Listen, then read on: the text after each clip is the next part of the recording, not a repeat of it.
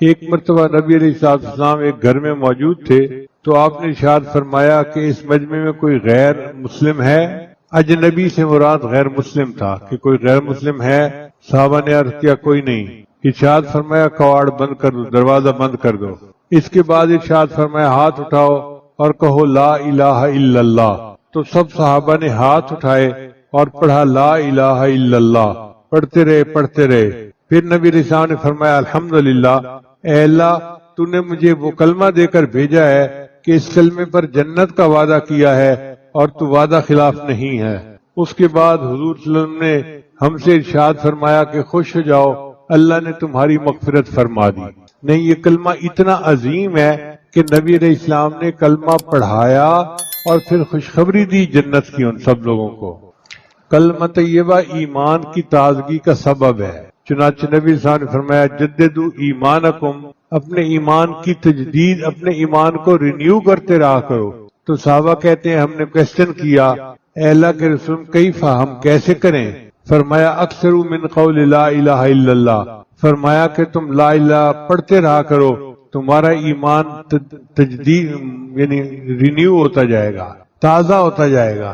تو یہ کلمہ انسان کے ایمان کو تازہ کر دیتا ہے۔ پھر کلمہ طیبہ جنت کی کنجی ہے۔ نبی صلی اللہ علیہ وسلم نے فرمایا مفاتیح الجنت شہادت اللہ الہ الا اللہ، کہ لا الہ الا اللہ کہنا یہ جنت کی کنجی ہے۔ پھر مومن کی زندگی کا اول اور آخر کلمہ طیبہ۔ جب بچہ بولنا شروع کرتا ہے تو اس کو اللہ کا نام کہلوانا چاہیے، اور ماں باپ کو چاہیے کہ کلمہ پڑھنا سکھائیں تاکہ زندگی کی ابتدا کلمے سے ہو۔ اسی طرح جب کوئی بندہ دنیا سے فوت ہونے لگتا ہے، آخری وقت میں نبی صلی اللہ علیہ وسلم نے فرمایا اس کو کلمہ پڑھاؤ، کلمے کی تلقین کرو۔ اب اگر وہ مرتے وقت بھی کلمہ پڑھ لیتا ہے اور اس نے شروع میں بھی کلمہ پڑھا تھا تو پوری زندگی کے گناہ اللہ اس کی وجہ سے معاف فرما دیتے ہیں، کیونکہ اس نے شروع میں اور آخر میں کلمہ پڑھا ہوتا ہے۔ کہ اللہ تعالیٰ کے حبیب صلی اللہ علیہ وسلم نے ارشاد فرمایا کہ لیس من عبد یقول لا الہ الا اللہ مئۃ مرہ الا بعثہ اللہ تعالی یوم القیامت ووجہہ کالقمر لیلۃ البدر، کہ جو بندہ دن میں 100 مرتبہ لا الہ الا اللہ کا ذکر کرتا ہو، اللہ تعالیٰ قیامت کے دن اس کو اس حال میں کھڑا کریں گے کہ اس کا چہرہ 14ویں رات کے چاند کی طرح چمکتا ہوگا۔ آپ اندازہ لگائیے یہ کتنی عظیم عبادت ہے۔ دن میں 100 مرتبہ پڑھنا تو بہت چھوٹا سا عمل ہے۔ ہر نماز کے بعد ہم 20 مرتبہ پڑھنے کا اگر معمول بنا لیں تو بھی 100 مرتبہ ہو سکتا ہے، یا صبح و شام میں کوئی وقت نکال کے 100 مرتبہ پڑھ لیں، یا دفتر آتے جاتے گاڑی میں بیٹھے ہوئے 100 مرتبہ پڑھنے کا معمول بنا لیں تو ہمارا چہرہ قیامت کے دن 14ویں رات کے چاند کی طرح منور ہوگا۔ پھر ایک حدیث میں آتا ہے کہ جو بندہ 70,000 مرتبہ کلمہ پڑھتا ہے اللہ اس کے گناہوں کو معاف کر دیتا ہے۔ ہمارے اکابرین اپنے لیے اپنی زندگی میں 70,000 مرتبہ کلمہ پڑھنے کا نصاب پورا کرتے تھے۔ امام قرطبی رحمت اللہ علیہ ایک بڑے مفسر ہیں، وہ فرماتے ہیں کہ ایک نوجوان تھا جو ذاکر شاغل تھا، اور اس کے بارے میں لوگ کہتے تھے جی کہ یہ بڑا صاحب کشف ہے، جنت اور جہنم کی باتیں بتاتا ہے۔ فرماتے ہیں لیکن مجھے تردد تھا کہ پتہ نہیں ٹھیک ہے یا نہیں۔ ایک دن ایک مجلس میں وہ بیٹھا تھا، اچانک اس نے چیخ ماری اور کہنے لگا کہ میری والدہ کو جہنم کا عذاب ہو رہا ہے، اب اس کو پسینے آ رہے ہیں اور وہ بے ہوش ہوتا جا رہا ہے۔ امام قرطبی فرماتے ہیں میں نے اپنے دل میں سوچا کہ میں نے 70,000 مرتبہ کلمے کا نصاب کئی مرتبہ پڑھا ہے، اگر میں ایک نصاب اس کی والدہ کو بخش دوں تو میرا تو نقصان نہیں، اس کی والدہ کا فائدہ ہو جائے گا۔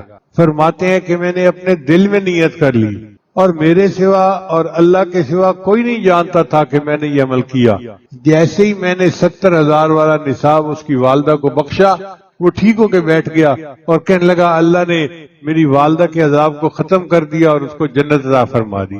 امام قرطبی رحمۃ اللہ فرماتے ہیں اس سے مجھے 2 فائدے ہوئے۔ ایک تو 70,000 مرتبہ کلمہ پڑھنے پر بخشش کا جو خوشخبری ہے اس کا یقین ہو گیا، اور دوسرا یہ یقین ہو گیا کہ یہ نوجوان جھوٹا نہیں، یہ نوجوان سچا ہے۔ کلمہ طیبہ اللہ کے عذاب سے امن ہے۔ چنانچہ نبی صلی اللہ علیہ وسلم نے حضرت جبرائیل علیہ السلام سے نقل فرمایا کہ اللہ تعالیٰ کا ارشاد ہے کہ میں ہی اللہ ہوں، میرے سوا کوئی معبود نہیں، لہذا میری ہی عبادت کیا کرو، جو شخص تم میں سے اخلاص کے ساتھ لا الہ الا اللہ کی گواہی دیتا ہوا آوے گا وہ میرے قلعے میں داخل ہو جائے گا، اور جو میرے قلعے میں داخل ہوگا وہ میرے عذاب سے بچ جائے گا۔ تو لا الہ الا اللہ کا پڑھنا اللہ تعالیٰ کے عذاب سے بندے کو بچا دیتا ہے۔ پھر کلمہ طیبہ ابلیس کے لیے باعث ہلاکت ہے۔ حدیث مبارکہ میں ہے کہ ابلیس نے کہا اہلکت الناس بالذنوب، میں نے لوگوں کو گناہوں کے ذریعے سے ہلاک کیا، واہلکونی بلا الہ الا اللہ والاستغفار، انہوں نے مجھے لا الہ الا اللہ پڑھ کر اور استغفار پڑھ کر انہوں نے مجھے ہلاک کر دیا۔ یعنی یہ لا الہ الا اللہ پڑھنا ابلیس کے لیے باعث ہلاکت ہے۔ پھر کلمہ طیبہ موت کی تکلیف سے آسانی کا باعث ہے، اس لیے جب کوئی بندہ وفات کے قریب ہوتا ہے تو آخری وقت میں اس کے قریب لا الہ الا اللہ پڑھتے ہیں اور اس کو تلقین کرتے ہیں، کیونکہ کلمہ پڑھنے سے اللہ تعالیٰ موت کی تکلیف کو آسان فرما دیتے ہیں۔ پھر کلمہ طیبہ قبر کی وحشت سے نجات کا باعث ہے۔ جو بندہ کلمہ طیبہ پڑھنے والا ہوگا اللہ تعالیٰ اس کو قبر کے عذاب سے معاف فرما دیں گے۔ کلمہ طیبہ بندے کو صدیقین اور شہداء کے مقام تک پہنچاتا ہے۔ نبی اسلام کے پاس ایک آدمی آیا، عرض کیا میں نے لا الہ الا اللہ کی گواہی دی، نمازیں پڑھتا ہوں، رمضان کے روزے رکھتا ہوں اور زکوٰۃ ادا کرتا ہوں۔ نبی اسلام نے فرمایا جو بندہ ان اعمال پر ہے تو وہ صدیقین اور شہداء میں سے ہوگا، یعنی کلمہ کا ذکر کرنے والا قیامت کے دن اللہ اس کو صدیقین اور شہداء کے ساتھ درجہ عطا فرمائیں گے۔ پھر کلمہ طیبہ 99 دفتروں سے بھاری ہوگا۔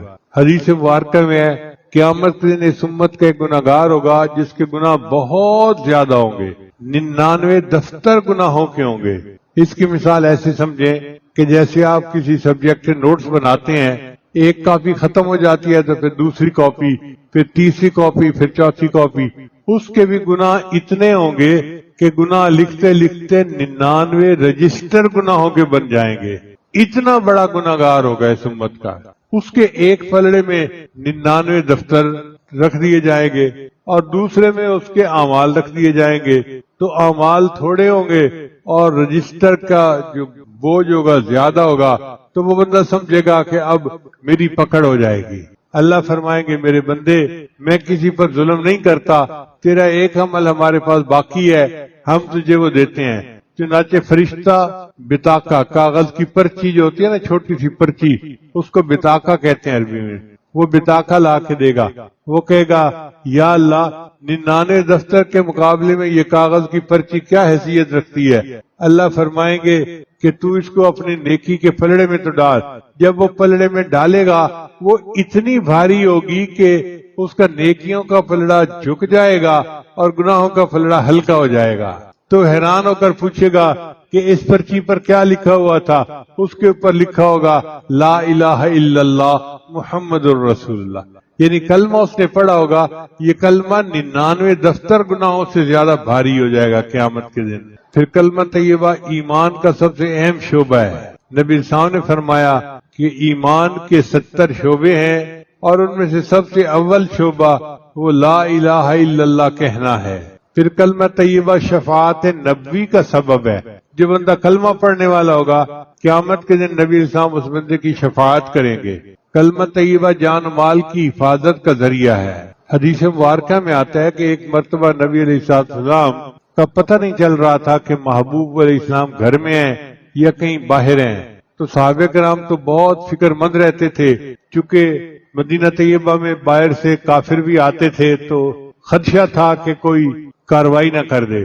تو ابو ہریرہ کہتے ہیں کہ ہم لوگ فکر مند ہوئے کہ نبی علیہ السلام گھر میں بھی نہیں، کہاں ہیں؟ ہم تلاش میں نکلے تو کہتے ہیں کہ ایک انصار کا باغ تھا کھجوروں کا، میں اس باغ میں گیا، دروازہ تو تھا دوسری طرف، اس کا جہاں سے پانی نکلتا تھا نا وہ ذرا سوراخ بڑا تھا، میں اس سوراخ کے اندر سے جو ہے نا باغ کے اندر چلا گیا، تو میں نے دیکھا کہ نبی السلام تشریف فرما ہے، میں خوش ہو گیا، اے اللہ کے حبیب صلی اللہ علیہ وسلم ہم آپ کو ڈھونڈ رہے تھے، آپ کہاں ہیں؟ شکر ہے کہ آپ خیریت کے ساتھ یہاں موجود ہیں۔ تو نبی السلام نے فرمایا ابو ہریرہ ابھی میرے پاس جبریل علیہ السلام آئے تھے اور انہوں نے یہ خوشخبری دی کہ آپ کی امت کا جو بندہ کلمہ پڑھے گا اللہ تعالیٰ قیامت کے دن اس کے گناہوں کی بخشش فرما دیں گے۔ تو ابو ہریرہ نے پوچھا اے اللہ کے وسلم میں یہ جا کے سب کو بتا دوں؟ تو نبی السلام نے فرمایا ہاں بتا دو۔ تو تو ابو ہریرہ نے کہا اے اللہ کے حبیب صلی اللہ علیہ وسلم میری بات کو کون مانے گا، کوئی چیز میرے پاس سند بھی ہونی چاہیے۔ تو نبی علیہ السلام نے اپنے نالین مبارک جو جوتا مبارک تھا وہ دے دیا کہ یہ جوتا ثبوت کے طور پہ دکھا دینا۔ وہ کہتے ہیں کہ میں اس خوراک سے باہر نکلا اور آگے عمر لانوں سے میری ملاقات ہو گئی، تو میں نے ان کو خوشخبری سنائی کہ نبی علیہ السلام نے فرمایا ہے کہ جو بندہ کلمہ پڑھے گا اس کے گناہوں کی بخشش ہو جائے گی۔ عمر لانوں نے مجھے دھکا دیا اور کہا کہ چلو میں خود بات کرتا ہوں نبی علیہ السلام سے۔ چنانچہ یہ دونوں حضرات نبی علیہ السلام کی خدمت میں پیش ہوئے تو عمر اللہ نے پوچھا اے اللہ کے حبیب صلی اللہ علیہ وسلم آپ نے یہ ارشاد فرمایا ہے؟ نبی علیہ السلام نے فرمایا ہاں میں نے یہ کہا ہے۔ تو عمر اللہ نے کہا اے اللہ کے حبیب صلی اللہ علیہ وسلم میرا مشورہ یہ ہے اس بات کو عام نہ کیجیے ورنہ لوگ گناہوں پہ جرأت کرنے لگ جائیں گے کہ جب کلمہ گو ہیں تو گناہ تو معافی ہو جانے ہیں، اب کرو جو گناہ کرتے ہیں۔ دانائی یہ ہے، حکمت یہ ہے کہ نہ کیجیے۔ تو نبی اسلام خاموش ہو گئے۔ تو خاموشی اپنی جگہ، مگر خوشخبری تو امت کو مل گئی نا کہ کلمہ پڑھنے پر اللہ تعالیٰ بندے کے سب گناہوں کو معاف فرما دیتے ہیں۔ امام ربانی مجدد ثانی رحمۃ اللہ نے اپنے مکتوبات میں عجیب بات لکھی ہے، فرماتے ہیں اس امت میں بڑے بڑے گناہگار گزرے ہیں، یعنی انسانیت میں بڑے بڑے گناہگار گزرے ہیں۔ فرعون، حامان، نمرود، یہ بڑے بڑے گناہگار تھے جنہوں نے خدائی کے دعوے کیے تھے۔ فرماتے ہیں کہ اگر ان تمام گناہگاروں کی ایک مرتبہ کلمہ پڑھنے پر بخشش کر دی جائے تو اس کی بھی گنجائش موجود ہے۔ اگر ساری مخلوق کے گناہوں کی اللہ تعالیٰ ایک مرتبہ کلمہ پڑھنے پر بخشش فرما دیں تو اس کی بھی گنجائش موجود ہے۔ اب آپ اندازہ کیجئے یہ کلمہ کتنا عظیم الشان ہے کہ ایک مرتبہ پڑھنے پر اتنے بڑے بڑے گناہگاروں کی بھی بخشش ہو سکتی ہے۔ لہذا دعا ہے کہ اللہ تعالیٰ ہمیں اس کلمے کی کثرت کے ساتھ جو ہے یاد کرنے کی توفیق عطا فرمائے، ہم تنہائی میں بیٹھ کے اپنے اللہ کو یاد کیا کریں۔ اب جو سالکین سلوک طے کرنے کے لیے یہاں آئے ہوئے ہیں وہ بھی ایک بات غور سے سن لیں کہ اس کلمے کا اصل مطلب کیا ہے۔ لا الہ الا اللہ محمد الرسول اللہ، مخلوق سے کٹو اللہ سے جڑو، مخلوق سے کٹو اللہ سے جڑو، پھر اللہ کی نسبت سے مخلوق سے جڑو۔ اس میں لا الہ جو ہے اس میں فنا ہے، سیر اللہ جس کو کہتے ہیں۔ جب بندے نے لا الہ کہا، اپنی بھی نفی کی، ساری کائنات کی نفی کی، تو اس کو فنا کا مقام نصیب ہو گیا۔ جب اس نے الا اللہ کہا تو اس کو فنا فی اللہ اور بقاء باللہ نصیب ہو گیا۔ پھر جب اس نے محمد الرسول اللہ کہا تو فنا جو سیر فی الاشیاء ہے کہ اس دنیا میں آ کر نبی علیہ السلام کی سنت کے مطابق زندگی گزارنا، یہ مقام اس کو حاصل ہو گیا۔ تو ایک کلمے کے اوپر چاروں سیریں مکمل ہو جاتی ہیں اور بندے کو اللہ کا وصل حاصل ہو جاتا ہے۔ تو دعا ہے کہ اللہ تعالیٰ ہم عاجز مسکینوں کو اس کلمے کا ورد کثرت کے ساتھ کرنے کی توفیق عطا فرمائے، اور تنہائی ہو اور انسان خاموشی سے بیٹھ کے اپنے اللہ کو یاد کر رہا ہو، لا الہ الا اللہ کی ضربیں لگا رہا ہو اور اپنے دل کو روشن کر رہا ہو۔ مرد بھی یہ کلمہ کثرت کے ساتھ پڑھے، خواتین بھی اپنے گھروں میں یہ کلمہ کثرت کے ساتھ پڑھیں، اپنے گھروں کو لا الہ الا اللہ کے ذکر سے منور کریں تاکہ نفس اور شیطان کے مکر و فریب سے ہم محفوظ ہو جائیں، اور اللہ تعالیٰ قیامت کے دن روشن چہرے کے ساتھ ہمیں کھڑا کرے اور قیامت کے دن اللہ بخشش فرمائے۔ اسی ایک حدیث مبارکہ میں آتا ہے کہ قیامت کے دن اللہ تعالیٰ فرشتوں کو کہیں گے کہ میرے بندوں سے حقوق العباد کا حساب پہلے لو، بندوں کے حقوق کا حساب پہلے لو۔ تو بندوں کے حقوق کا حساب لیا جائے گا۔ جب بندوں کے حقوق ہو جائیں گے تو اللہ تعالیٰ فرمائیں گے اب کیا بچا؟ فرشتے کہیں گے اللہ اب صرف تیرا حق باقی ہے۔ اللہ فرمائیں گے مجھے اپنے ان بندوں سے حساب لیتے حیا آتی ہے، جس نے بھی کلمہ پڑھا اس کو کہو کہ وہ جنت میں داخل ہو جائے۔ ربما یود الذین کفروا لو کانوا مسلمین، یہ وہ وقت ہوگا جب کافر بھی تمنا کریں گے کاش ہم نے بھی کلمہ پڑھا ہوتا۔ یہ کلمہ اتنا عظیم ہے، اللہ تعالیٰ ہمیں اس کے بار بار ورد کی توفیق عطا فرمائے اور اس کی نور سے اللہ ہمارے دلوں کو منور فرمائے۔ وآخر دعوانا ان الحمدللہ رب العالمین۔ بہت سارے احباب دور قریب سے بیت کے لیے اور تجدید بیت کے لیے آئے ہیں، یہ عاجز کلمات پڑھا دے گا، پھر اس کے بعد انشاءاللہ سنتیں پڑھیں گے۔ جو کلمات یہ عاجز پڑھے پیچھے پیچھے پڑھتے جائیے. پڑھیے بسم اللہ الرحمن الرحیم لا الہ الا اللہ محمد الرسول اللہ آمنت باللہ وملائکتہ وکتبہ ورسلہ والیوم الآخر والقدر خیرہ وشرہ من اللہ تعالی والبعث بعد الموت آمنت باللہ کما ہوا باسمائہ وصفاتہ وقبلت جمیع احکامہ اقرار باللسان وتصدیق بالقلب اشہد ان لا الہ الا اللہ واشہد ان محمدا عبدہ ورسولہ استغفر اللہ ربی من کل ذنب واتوب الیہ برحمتک یا ارحم الراحمین. ان کلمات کو پڑھنے سے ہم تو بتائے ہو چکے ہیں چند معمولات ہیں جن کو باقاعدگی سے کریں گے تو اللہ تعالیٰ دل کو منور کریں گے. پہلا عمل ہے 100 مرتبہ استغفار صبح شام پڑھنا. بہت باخدا اور باہمت نوجوان تھے. وہ اپنے والد گرامی کے ساتھ کبھی کبھی بات بھی کر لیتے تھے کھل کے. تو جب حضرت بہت کھانے کا خیال رکھتے اور لیٹنے کا اور آرام کا اور دوائی کا، تو ایک دن کہنے لگے ابا جی ساری زندگی تو آپ نے اپنا خیال نہیں رکھا، اب آپ کو بڑا اپنا خیال ہو گیا ہے. ساری زندگی تو آپ نے اپنا خیال نہیں رکھا، اب آپ کو بڑا اپنا خیال ہو گیا ہے. تو حضرت نے یہ سنا تو لیٹے ہوئے تھے. فرمان لگے قاسمی اٹھ کے بٹھاؤ، مجھے اٹھا کے بٹھاؤ. تو حضرت قاسمی نے تکیہ لگا کر حضرت کو بٹھا دیا، قریب بلایا. فرمان قاسمی ادھر آ. تو جب قریب آیا تو فرمان لگے دیکھ مجھے اپنی جان شروع سے عزیز تھی، اللہ کی قسم اسی لیے میں نے اس کو پوری زندگی عزیز نہیں رکھا. مجھے اپنی جان شروع سے عزیز تھی اسی لیے میں نے پوری زندگی اپنی جان کو عزیز نہیں رکھا. تو یہ اللہ والوں کی عبادتیں ہوتی ہیں. حقیقت میں ان کو اپنی جان عزیز ہوتی ہے ان کو، مگر وہ یہ سمجھتے ہیں کہ عزیز کا مطلب آرام، عزیز کا مطلب اپنی جان کو مشقت میں ڈال کے اللہ کے ہاں درجہ پا کے چلے جانا، اس کو عزیز کہتے ہیں. قرآن مجید میں صبر کے بہت زیادہ فضائل بتائے گئے ہیں. ایک تو فلاح کو صبر کے ساتھ نتھی کیا گیا، جیسے اصبروا وصابروا ورابطوا واتقوا اللہ لعلکم تفلحون، اس سے فلاح ملتی ہے. اور دوسرا مضاعفت اجر الصابرین، جو صبر کرنے والے کو اجر ملتا ہے وہ کئی گنا زیادہ ہوتا ہے.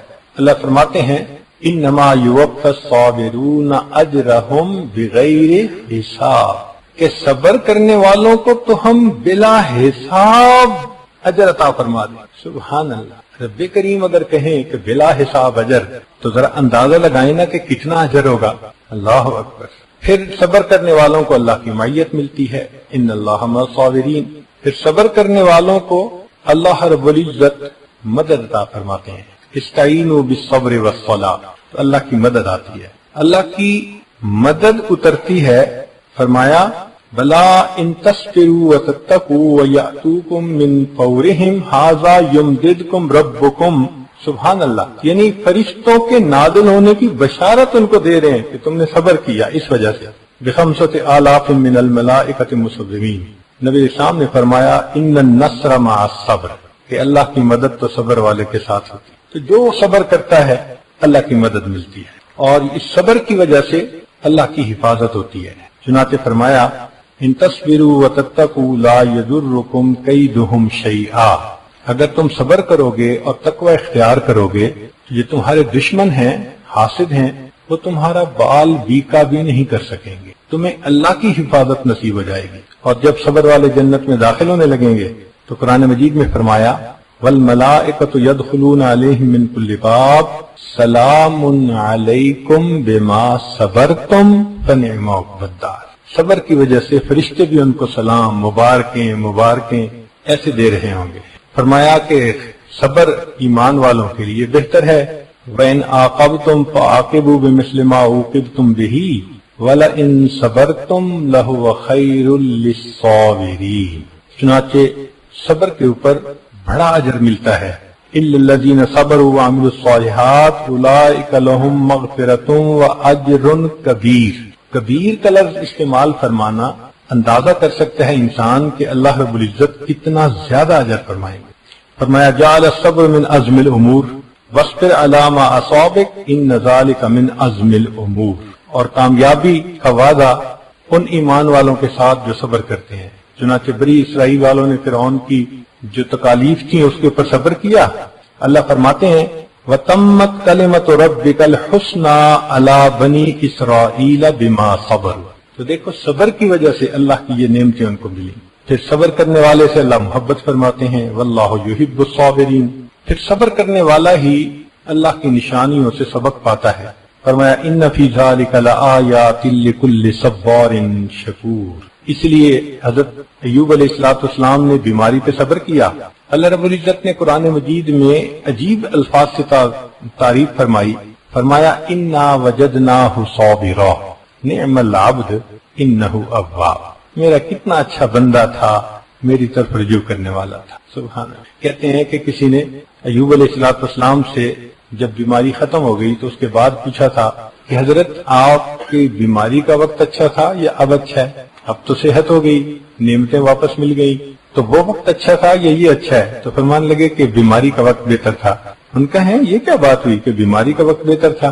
कहने लगे हाँ, जब बीमार था सुबह होती थी अल्लाह ताला पूछते थे अय्यूब तेरा क्या हाल है, और इस हम कलामी का यानी जो इल्हाम फरमाते थे मजा मुझे शाम तक रहता था। जब शाम होती थी दोबारा ताज़ियत फरमाते थे अय्यूब तेरा क्या हाल है। बीमारी तो चली गई मगर अल्लाह की जो वो बातिन की हम कलामी थी उसका मजा मुझे अब भी तड़पा देता है। अल्लाह की रहमत की नजर होती है।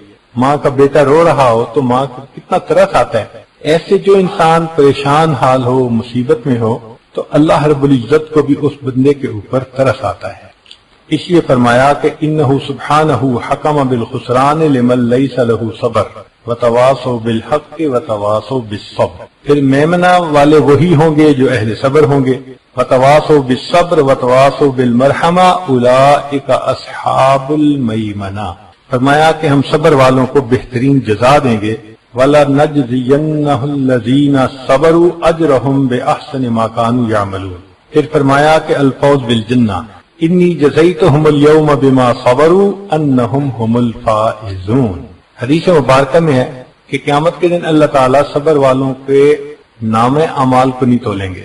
वैसे तो उसूलन सबके नामे अमाल तोले जाएंगे, मगर कुछ ऐसे भी तो खुश नसीब है ना कि जो बिला हिसाब जाएंगे, तो उनके तो नामे अमाल नहीं तोलेंगे, तो वैसे ही जाएंगे। तो सब्र वाले भी उन्हीं में से हैं कि बिना हिसाब किताब चलो भाई। हदीस मुबारक के लफ्ज सुन लीजिए।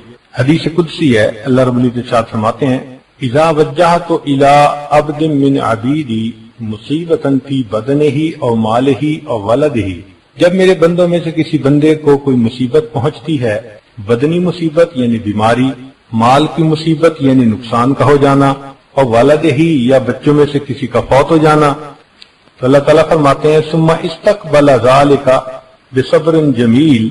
और वो इसका इस्तिकबाल करता है इन मुसीबतों का सब्र जमील के साथ। इस यही तो मिन्हु यौमुल क़ियामति अन अनसुब लहू मीज़ानन और अनशुर लहू दीवाना। तो मुझे क़यामत के दिन हया आएगी कि मैं उस बंदे का नामे अमाल खोलूं या उसके लिए मैं मीज़ान कायम करूं कि इसने तो दुनिया में सब्र किया और मैं इसका हिसाब किताब लूं। अल्लाह फरमाते हैं मैं उसका हिसाब नहीं लूंगा। चुनाचे सब्र वाले लोग बिना हिसाब के जन्नत में जाएंगे। इंसान के ऊपर तीन तरह के हालात आते हैं। कुरान मजीद में अल्लाह फरमाते हैं वस्साबिरीन फिल बअसाइ वद्दर्राइ व हीनल बास। तो यहाँ तीन हालात बताए गए हैं, तंगदस्ती के हालात, मर्ज के हालात, बीमारी के हालात, और फरमाया के कत्लो किताल के हालात। ये तीन तरह के हालात बंदे को पेश आ सकते हैं। और एक आयत में अल्लाह ताला ने बतलाया कि हम 5 तरीके से बंदे को आजमाएंगे। चूंकि ये दारुल महन इम्तिहान गाह है तो आजमाइश 5 तरह से आती है। फरमाया वला नबलुवन्नकुम बिशैइन मिनल खौफ वल जू व नक्सिम मिनल अम्वाल वल अनफुस वस्समरात। ये 5 आजमाइशें हैं जो बंदे पर आ सकती हैं। यानी ये 5 क्वेश्चन हैं जो इस इम्तिहान गाह में तुम्हें हल करने हैं। अब किसी को बीमारी दे के आजमाते हैं, किसी को कारोबार में नुकसान दे के आजमाते हैं, किसी के करीबी अजीज की जान लेके आजमाते हैं। ये मुख्तलिफ आजमाइशें हैं, ये आती ही रहती हैं बंदे के ऊपर। بدل بدل کے آتی ہیں، مگر فرماتے ہیں وہ بشر الصابرین، جو ان حالات میں صبر کرنے والے ہیں، اے میرے پیارے محبوب صلی اللہ علیہ وسلم ان کو بشارت دے دیجیے، ان کو مبارک دے دیجیے، ان کو خوشخبری دے دیجیے۔ اب یہ بات سمجھ میں نہیں آتی کہ مصیبت اور پریشانی آتی کیوں ہے، تو اللہ جزائے خیر دے ہمارے اکابر کو کہ انہوں نے اس کو بھی کھول کے بیان کیا۔ چنانچہ ہمارے اسلاف نے لکھا ہے کہ انسان کے اوپر مصیبت دو وجوہات سے آتی ہے۔ پہلی وجہ انسان کی کوتاہیاں، اس کے گناہ، اس کے کرتوت، ما اصابکم من مصیبت فبما کسبت ایدیکم، اللہ فرماتے ہیں تمہیں جو مصیبت آتی ہے تمہارے ہاتھوں کی کمائی ہوتی ہے۔ اس کی مثال یوں سمجھ لیجئے کہ غلطی ہوئی تو تھپڑ پڑ گیا، کہ بندہ بھی گناہ کرتا ہے تو اللہ تعالیٰ اس کو سمجھانے کے لیے کوئی مصیبت بھیج دیتے ہیں۔ جب مصیبت آتی ہے نا پھر انسان ذرا جاگتا ہے، پھر آنکھیں کھولتا ہے، پھر جو 5 وقت کی نماز بھی نہیں نہ پڑھتا وہ پوچھتے حضرت میں تہجد میں کیا پڑھا کروں۔ اب پریشانی جو آ گئی ہے، کہاں فرض نماز نہیں ہوتی تھی، کہاں تہجد میں بھی پڑھائیاں ہو رہی ہیں۔ تو یہ یاد رکھیے، خوشیاں سلاتی ہیں اور غم جگاتے ہیں، خوشیاں سلاتی ہیں اور غم جگاتے ہیں۔ سبحان اللہ۔ ابن عطا اللہ اسکندری رحمت اللہ علیہ نے ایک عجیب بات لکھی ہے۔ پہلی مرتبہ جب میں نے پڑھی تو میں نے اس بات کو پڑھنے کے بعد مستقل بیٹھ کے ان کی مغفرت کی دعا کی، اتنا میرا دل خوش ہوا اس بات پہ۔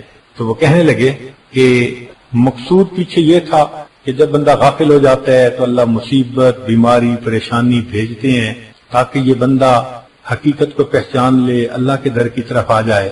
تو فقرہ عجیب لکھتے ہیں، وہ فرماتے ہیں، اس کا ترجمہ سنیے کہ پاک ہے وہ پروردگار، پاک ہے وہ پروردگار جو غفلت میں پڑے ہوئے بندوں کو، پاک جو غفلت میں پڑے ہوئے بندوں کو پریشانیوں اور مصیبتوں کی زنجیروں میں جکڑ جکڑ کر اپنے در کی طرف واپس کھینچ رہا ہوتا ہے۔ پاک ہے وہ پروردگار جو غفلت میں پڑے ہوئے بندوں کو پریشانیوں اور مصیبتوں کی زنجیروں میں جکڑ جکڑ کر اپنے در کی طرف واپس کھینچ رہا ہوتا ہے۔ اللہ اکبر۔ واقعی یہ غم نہ ہوتے تو انسان تو پھر جنت کی کوشش ہی نہ کرتے، وہ تو پکا اپنے لیے جہنم کو خرید لیتے۔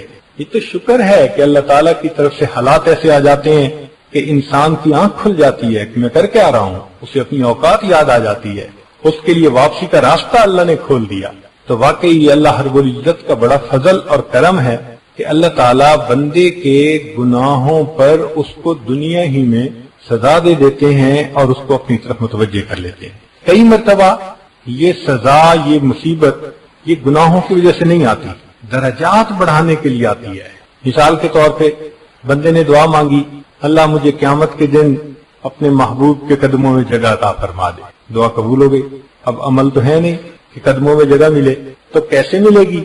تو اللہ رب العزت اس کے لیے بہانہ بناتے ہیں، کوئی بیماری بھیج دی، کوئی مصیبت بھیج دی، کوئی پریشانی بھیج دی، اور ان معمولی باتوں پہ جب وہ بندہ صبر کر لیتا ہے، اس صبر کو بہانہ بنا کر اللہ اس کی اس تمنا کو پورا فرما دیتے ہیں۔ تو آنے والی مصیبت ہمیشہ بری تو نہیں ہوتی، کئی مرتبہ اس میں فائدے بھی ہوتے ہیں۔ بھئی دیکھیں، ہر تکلیف بری نہیں ہوتی، کئی تکلیف تو ایسی ہوتی ہے کہ بندہ اس تکلیف کو برداشت بھی کرتا ہے اور تکلیف دینے والے کو پیسے بھی دیتا ہے۔ آپ بتائیں کہ اگر آپ کے جسم سے کوئی بڑا پھوڑا ہو اور ڈاکٹر کے جناب اس کا آپریشن کرنا ہے، فیس ادا کریں گے، ہاسپٹل کی فیس بھی دیں گے، سرجن کی بھی فیس دیں گے، وہ کرے گا کیا؟ وہ چیرے گا۔ سبحان اللہ، چیر پھاڑ کے پیسے دے رہے ہیں اور بعد میں شفا ہوتی ہے تو اس کو دعائیں بھی دے رہے ہوتے ہیں۔ تو تکلیف پہنچانے والے کو پیسے بھی دیتے ہیں، دعائیں بھی دیتے ہیں، اس لیے تکلیف ہمیشہ بری نہیں ہوتی۔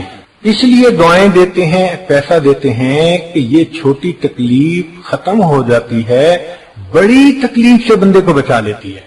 اسی طرح اللہ تعالیٰ بھی کئی مرتبہ بڑے عذاب سے بچانے کے لیے اپنے بندوں پہ چھوٹی تکلیف بھیج دیتے ہیں۔ ہم چونکہ کوتاہ نظر ہیں، ہم اس کو محسوس نہیں کر پاتے کہ بھئی اس میں ہمارے لیے فائدہ کیا تھا، اس میں ہمارے لیے حکمت کیا تھی۔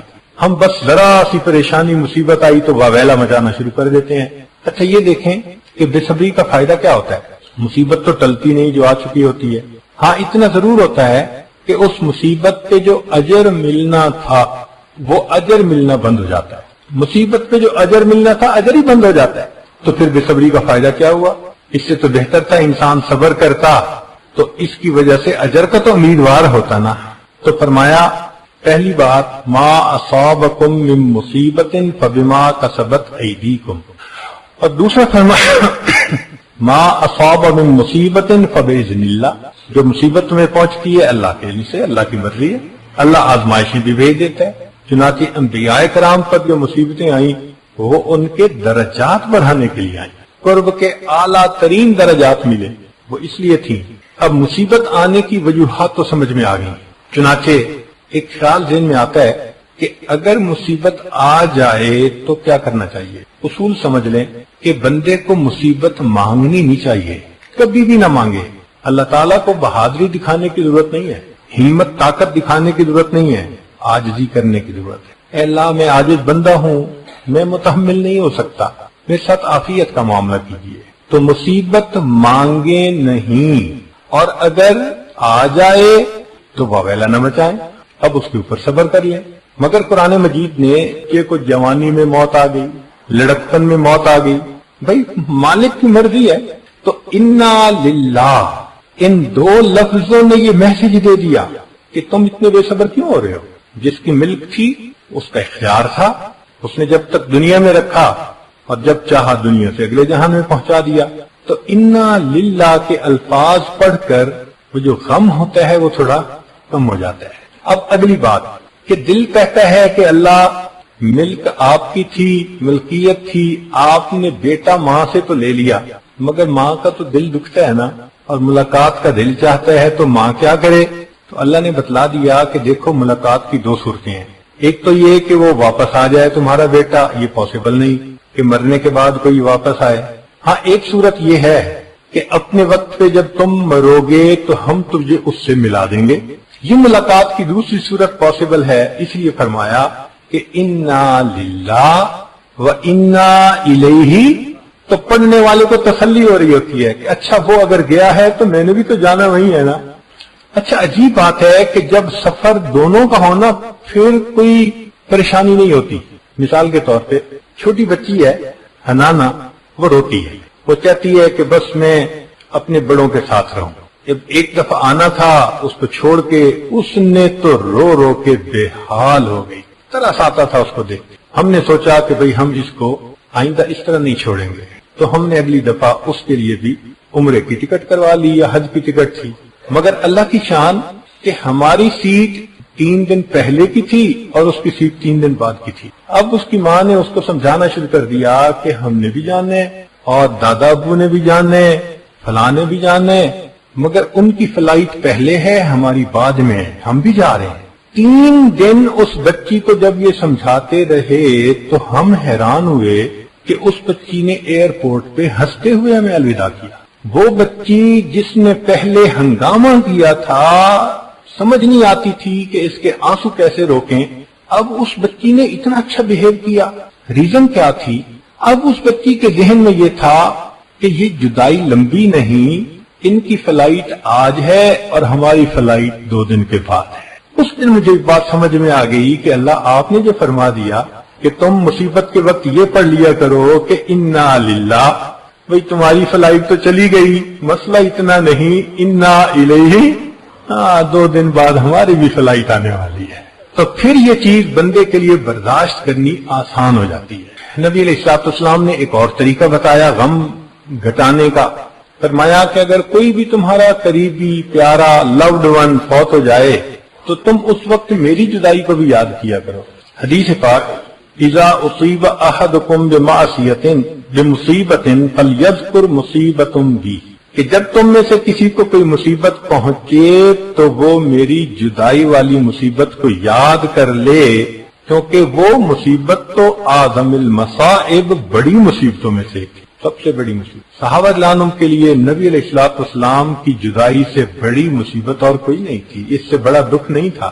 اس لیے کسی نے کہا فاصبر لكل مصیبت وتجلدی واعلم بان المرء غیر مخلدی فاذا ذکرت مصیبتا ومصابها فاذکر مصابک بالنبی محمد۔ تو محبوب صلی اللہ علیہ وسلم کی جدائی والے ہی ان کی مصیبت کو یاد کر لینا، یہ چھوٹی مصیبتیں بہت آسان ہو جائیں گی۔ حضرت اقتص رحمۃ اللہ علیہ تھانوی رحمۃ اللہ علیہ لکھتے ہیں کہ مصیبت کو کم کرنے کا بہترین طریقہ یہ ہے کہ آدمی غور کرے اس آیت پر، ان اللہ مع الصابرین، کہ صبر کرنے والے کے ساتھ اللہ ہوتے ہیں۔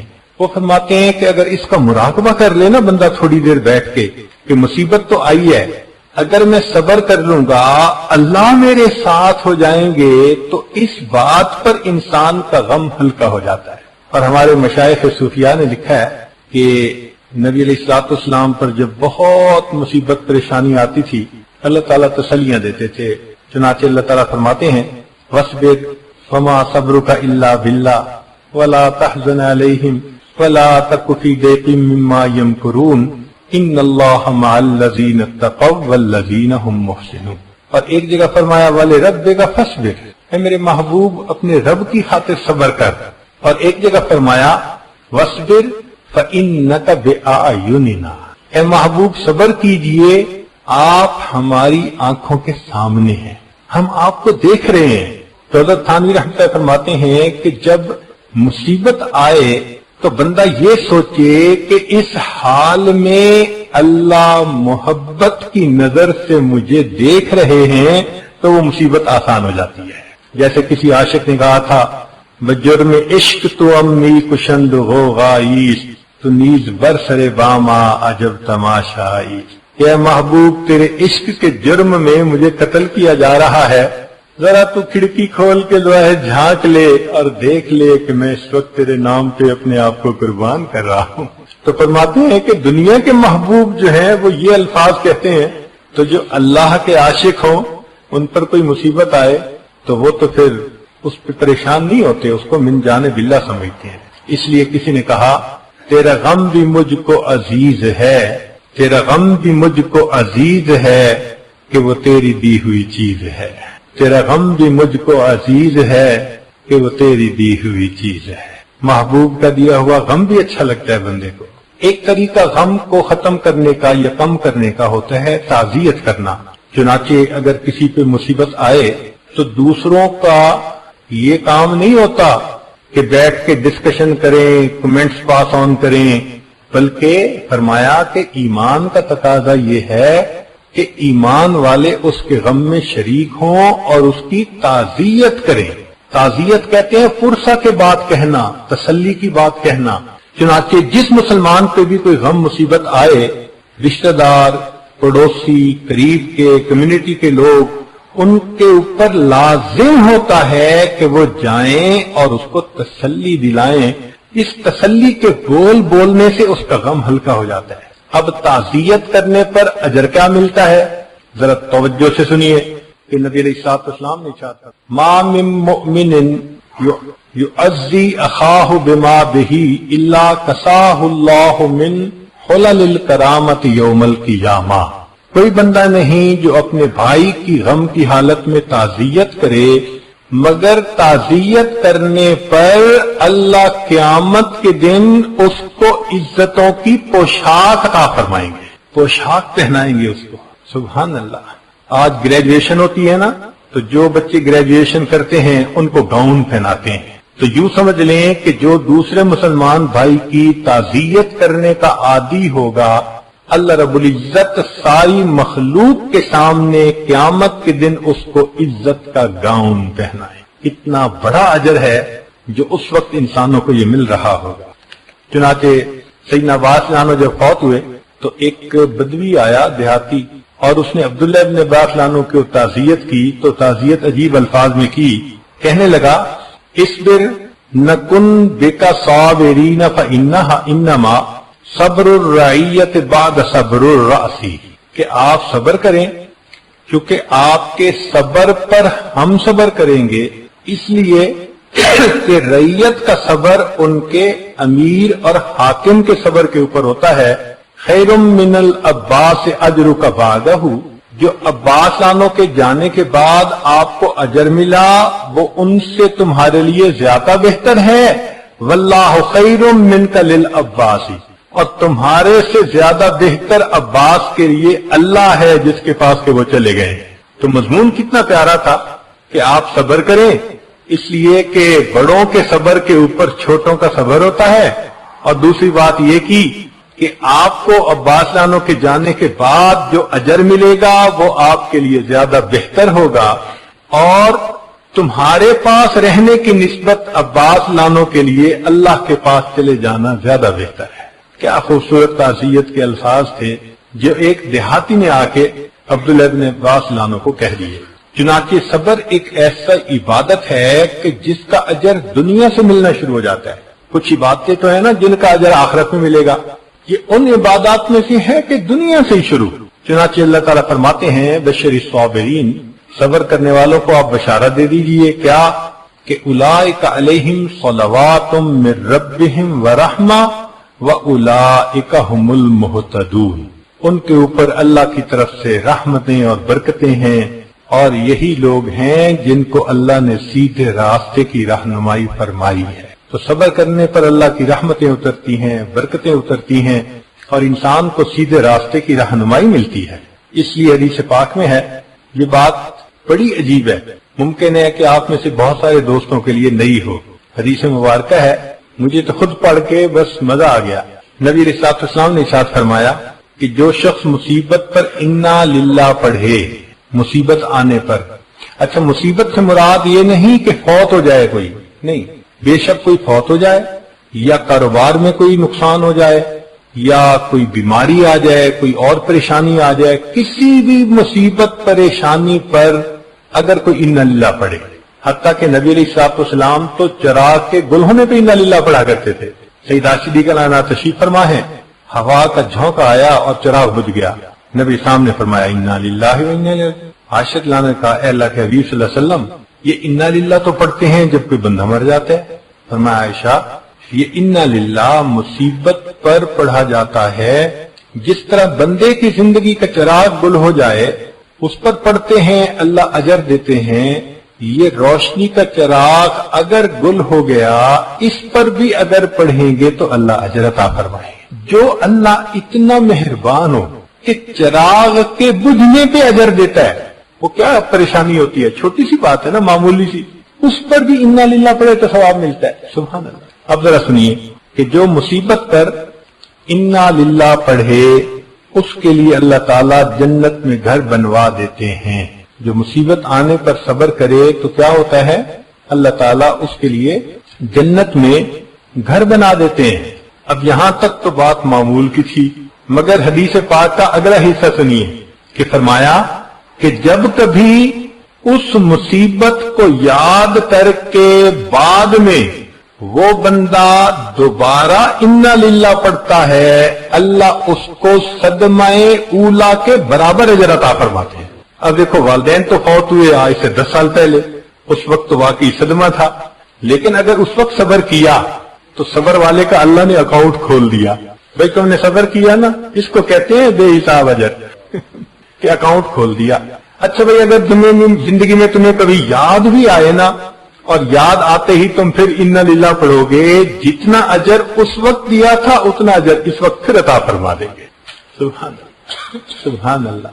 عجیب مضمون ہے کہ اس کو پڑھ کے تو بندہ حیران ہو جاتا ہے۔ اب جو جتنی مرتبہ یاد آئے اتنی مرتبہ پڑھے۔ اب دیکھیں ماں تو پتہ نہیں اپنے بیٹے کو ہزاروں دفعہ یاد کرتی ہے، کتنا اجر پاتی ہوگی وہ، ذرا غور تو کریں۔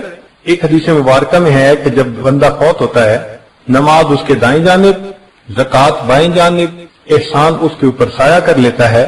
صبر کہتا ہے کہ اس ساتھی کو ہر صورت عذاب سے بچانا ہے، اگر تم میرے ساتھ رہے تو ٹھیک، ورنہ میں اکیلا ہی اس کو عذاب سے بچانے کے لیے کافی ہو جاؤں گا۔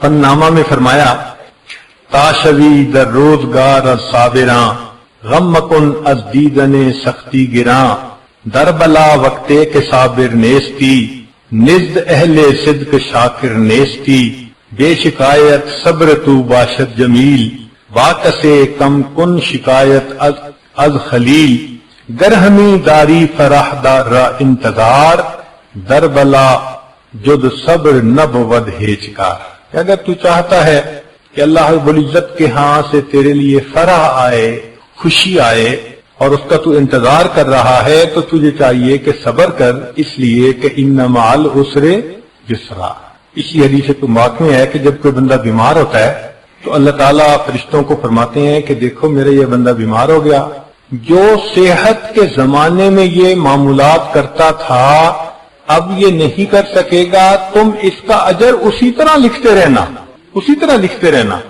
اور پھر دوسری بات یہ کہ اس کی ہر کروٹ کے بدلنے پر بھی اجر لکھنا، اور فرمایا کہ یہ کراہے گا ہر کراہنے کے اوپر سبحان اللہ پڑھنے کا اجر لکھنا. اللہ اکبر، سبحان اللہ. مومن کے کیا مزے ہیں، نعمت ملے تو شکر ادا کرو تو بھی جنت، اور غم آئے صبر کرو تو بھی جنت. اللہ تیری شان بڑی ہے. اس لیے فرمایا اذا احب اللہ عبدا ابتلاہ، اللہ جب کسی بندے سے محبت فرماتے ہیں آزماتے ضرور ہیں، مگر وہ آزمائش اس کے درجے بڑھانے کے لیے ہوتی ہے، اس کو اپنے قریب کرنے کے لیے ہوتی ہے. تم دیے باد مخالف سے نہ گھبرا اے عقاب، یہ تو چلتی ہے تجھے اونچا اڑانے کے لیے. تو یہ غم جو آتے ہیں نا اونچا اڑاتے ہیں. ہماری زبان میں کہتے ہیں سکھ دکھاں تو دیواں وار، دکھاں آن ملائم یار. ان سکھوں کو میں دکھوں پہ قربان کر دوں، دکھوں نے مجھے میرے یار سے ملا دیا، دکھوں نے مجھے میرے یار سے ملا دیا. چنانچہ حضرت مجد رسانی رحمۃ اللہ علیہ فرماتے ہیں کہ انسان کی تربیت اللہ تعالیٰ دونوں طرح سے کرتے ہیں، کبھی جمال کی تجلیات کے ذریعے سے اور کبھی جلال کی تجلیات کے ذریعے سے. جب جمال کی تجلیات ہوتی ہیں تو بہاریں ہوتی ہیں، رزق کی فراوانی، عزت کی فراوانی، لوگوں کی زبان پہ تعریفیں، گھروں میں محبتیں، پیار، آسانیاں، یہ اللہ تعالیٰ کی جمال کی نظر ہونے کی دلیل ہوتی ہے. اور کبھی کبھی اللہ تعالیٰ بندے کو جلال کی تجلی سے بھی آزماتے ہیں. تو جب جلال کی تجلی ہوتی ہے، کوئی فوت ہو جاتا ہے، کوئی بیمار ہو جاتا ہے، کاروبار میں لاس ہو جاتا ہے، کوئی اور ایسا کام ہو جاتا ہے کہ جس سے ذلت ہوتی ہے، خواہ کا کوئی مسئلہ بن جاتا ہے، کوئی نہ کوئی ایسی دکھ پریشانی کی بات بن جاتی ہے، تو بندہ سمجھ لے کہ اب میری جلال کی تجلیات سے تربیت ہو رہی ہے. مگر فرماتے ہیں کہ عجیب بات یہ ہے کہ جب جمال کی تجلیات ہوتی ہیں تو سالوں کی عبادت پر وہ ترقی نہیں ملتی کہ جب جلال کی تجلیات آتی ہیں صبر کرنے پر لمحوں میں وہ ترقی مل جاتی ہے. اگر لوگوں کو مصیبت کے صبر کے اوپر اجر کا پتہ چل جائے تو یہ تو اللہ سے مصیبت مانگنے پہ تیار ہو جائیں گے، اتنا اجر ہوتا ہے. مگر مشائخ نے منع کیا کہ مصیبت کوئی نہ مانگے، اللہ تعالیٰ کو بہادری دکھانے کی کوئی ضرورت نہیں، وہ بن آزمائے بھی اجر دے سکتا ہے. تو اس لیے ابدیت ہی دکھائیں کہ اللہ بس کمزور ہوں، میں اس قابل نہیں ہوں ناپ تول کے، بس تو ویسے ہی مہربانی فرما دے اور اجر عطا فرما دے. چنانچہ غم کم کرنے کا ایک طریقہ کہ بندہ یہ سوچے کہ میرے گناہوں کی میل دھوئی جا رہی ہے. جیسے ماں بچے کو دیکھتی ہے کہ اس کے جسم پہ نجاست لگ گئی، بدبو آ رہی ہے، تو ماں سے برداشت نہیں ہوتا، بچے کو اٹھا کے لے جاتی ہے. اب بچہ رو رہا ہوتا ہے مگر وہ اس کا رونا برداشت کرتی ہے، پانی ڈال کے دھوتی ہے، چاہے سردی کا موسم ہو چاہے کچھ ہو. اور جب بچہ دھل جاتا ہے پھر اس کو پاؤڈر خوشبو لگا کے اچھے کپڑے پہنا کے لاتی ہے تو دیکھنے والے اس کو گود میں لے لیتے ہیں.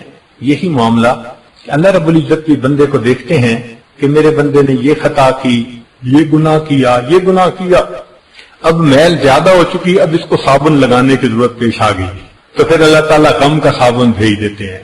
تو اس وقت بے صبری کا مظاہرہ نہیں کرنا چاہیے، ورنہ جو بے صبری کا مظاہرہ کرتا ہے اللہ پہلے سے بڑی مصیبت بھیجتے ہیں، اور بے صبری کرتا ہے اس سے بھی بڑی مصیبت آتی ہے. اس کی مثال ایسے سمجھیں کہ جیسے باپ بچے کو سمجھانا چاہتا ہے کہ یہ سوری کر لے، تو پہلے تو اس کو بلا کے کہتا ہے کہ تم نے غلطی کیوں کی، نیت ہوتی ہے کہ میرے کہنے پر ہی سوری کر لے تو معاف کر دوں گا. اب اگر وہ بچہ نہیں سمجھتا تو ذرا ترش نظروں سے دیکھتا ہے، تمہیں کہا نہیں تھا. مقصد کیا ہوتا ہے کہ اب مان جا. اب اگر پھر بھی وہ نہیں یہ بات کہتا تو پھر اس کو پکڑ کے دھمکاتا ہے، 2 لگاؤں گا، اور پھر بھی نہیں سمجھتا تو پھر 1 لگا بھی دیتا ہے. اور جب دیکھتا ہے کہ تھپڑ لگانے سے بھی نہیں سمجھا پھر جوتا اتارتا ہے. تو دیکھیں جو سزا کا لیول تھا نا وہ بڑھتا گیا. یہی بندے کے ساتھ معاملہ. تو بہتر نہیں کہ جوتا اترنے سے پہلے ہم جب وہ بلائیں، اور ہم نے واقعی کچھ بچوں کو دیکھا اتنے سمجھدار ہوتے ہیں، باپ ذرا بلائے نا، پتا ان کو کہ ہونا کیا ہے تو پہلے ہی رونا شروع کر دیتے ہیں. ہم نے ایک جگہ دیکھا